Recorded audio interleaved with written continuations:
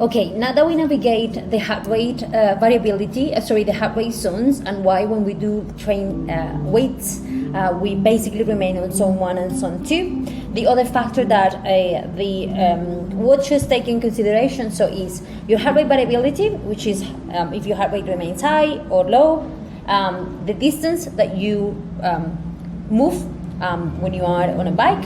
So that's why sometimes the calorie burn when you go on a bike ride outside will tell you more calories than the one that you do on the static bike. And the other factor was the inclination. I totally forgot that on the previous trekking, the inclination. So it is not the same if you go flat and if you go up hills. So that will determine the calories that the watch will tell you. But I will never look at the calories because it's just misleading, all right? Now, this is a very, very good question. And let me just put this big because I might just crop this for the team. Question is, also, I'm still in the topic of workouts. Is it normal that we already feel sore? And this is a very good question that I'm going to be using to address concerns. Muscle soreness or DOMS, delayed muscle onset pain sort of thing. When do you feel it? When you are extremely unfit and you start training, so you feel the pain, 28 to 48 hours delay. Now, many people train to feel that pain immediately or the day after, and as soon as they don't feel the pain anymore, they feel that they're not training hard anymore.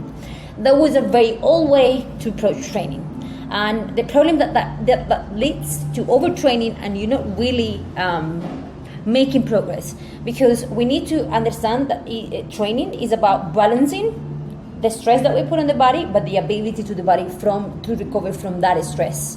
When the stress we put into the body is higher than the ability of your body to recover, any training that you will be do on pain after you have done the first session of the week, let's say, and you are super sore, then you go next day and you're super sore the third day, your ability, so it's like the law of diminishing returns. Every time you train and you are sore, the outcome or the what you take from training, it diminishes as you push your body harder. So long term, it is better to maintain fitness. Like I, for example, okay, now I'm really weak because I'm facing some issues, but in my day-to-day, I train hard 7 days a week. And the key in order to train hard 7 days a week is that I push my body to the point that I know that I should be pushing, but not to the point that I'm just destroying myself every single workout, because then I will be putting a lot of stress to my body. My body will not be able to recover from that stress, because it's not just the stress that we put into training, it's the stress that we put on a day-to-day kind of like commitments, life, being a mom, being professional. So when we train Gen Pop, and I could be even Gen Pop myself because I don't do any competitions anymore.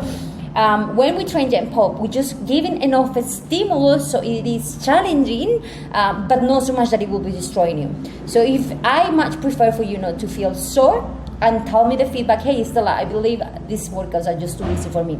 Let's change things a little bit. And so when I change things a little bit, you might feel sore just because we might be just forcing the body to use different angles of the muscle, or just maybe we increase the intensity of that exercise or the difficulty of that exercise. So for the first week or two, you will actually feel soreness, but as the body adapts, because the body are really good, are incredible machines. So as the body adapts, then it's not a challenge for the body anymore, but continually training and continually sending that message that we use in the muscles, that the muscle need to stay active, is what we do when it comes to Gen Pop and body recomposition type of training, which is you give the stimulus, and then after you have given the initial stimulus, which will force your body to repair, to break more muscle tissue, then after that, for a while, you just keep sending the same stimulus, so the body understands that that muscle is going to continue to be in use, because what you don't lose, you lose, okay? So it's the beauty on training weights, especially when we do 3-4 sessions a week, and on top of that you have other activities, is your ability to self-assess yourself. When is a main set, then is when you should be pushing hard. When is a drop set, that is when you should be pushing volume and technique and focus back on tempo. But your ability to self-guide yourself based on, did I sleep well? Did have I eaten well? What week is the period I am on? am I mentally okay or am I mentally drained? If I'm mentally drained, maybe I might just notch down the intensity of the session and just focus on my muscle connection that is going to leave me refreshed, let me keep going, etc. Yeah. So if your concern is I don't feel pain, therefore I'm not pushing myself hard enough, take that away from your head, because that is not going to lead you to anywhere healthy. Okay. I barely feel any soreness. If I feel any soreness, it's because maybe I have stopped training for a week or two and I have retaken training. So next day I feel sore, 2 days later. But if I continue training in that same week, after 3 days, I feel no soreness or whatsoever anymore because I am highly trained. So that is to answer your questions with regards, if I don't feel pain, does it mean that I'm not training hard enough? No. At the end of your sessions, I believe I have been doing this with many people, but I'm going to be introducing that to everyone. I want you to self-assess from 1 to 5 how hard the session was. And I never want it to be 5, I never want it to be 1. If we are in 3 or 4, sometimes 2, that is a perfect position to be at. So we can continue training you without having to deload you. Because we're not here on a powerlifting or a bodybuilding show where you kill yourself for X amount of weeks and then you have to drop down the load, right? That is the main difference.